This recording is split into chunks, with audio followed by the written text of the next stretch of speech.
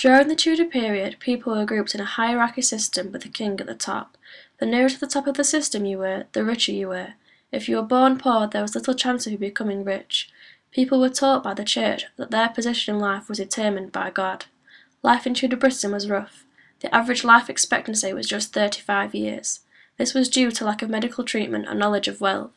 Tudor times were mostly built up of a farming society, so most people lived in the countryside in small villages. Under Tudor rule, England became a more peaceful and richer place.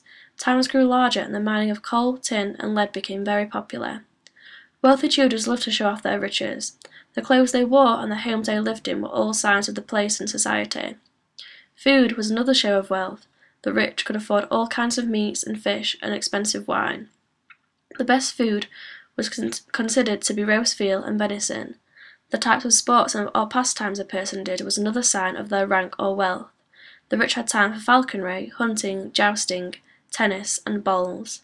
Clothes were a very strong symbol of displaying how wealthy a person was. Rich people could afford clothing made of fine wool, linen, or silk. Their clothes were decorated with jewels and embroidered with gold thread. No rich person felt properly dressed unless he or she was wearing a ruff. Like so many Tudor clothes, it gave a strong signal about the wealth and importance of the person wearing it. Tudor England is famous for its beautiful and ornate clothing, particularly during the reign of Queen Elizabeth I.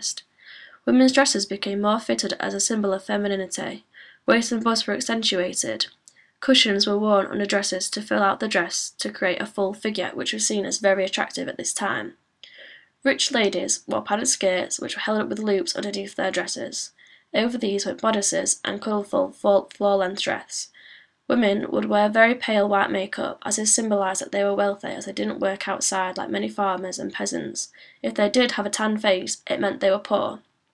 In early Tudor times, women's clothing gave them a triangular shape. Their corsets were tight-fitting, while their kirtles and gowns were very full. The headdress consisted of caul that was fitted closely around the face, to which was attached to a cornet, which was a long piece of black material that often hung down the back. In later Tudor times, the style of dress had changed considerably. The bodice was much longer, and the skirt was worn over a farthingale, which is a circular frame that goes at the bottom of the dress, which gave it its unique shape. The headdress had been replaced by jewels in the hair, and an elaborate ruff of lace was worn around the neck. Overall, I think the Tudor style of dress is a form of language, as the clothes were symbolic of how important and wealthy you were. Status was very important during the Tudor times, as it meant you had more power. Clothes were a way of expressing this by adding more detail, jewels and layers to your clothes.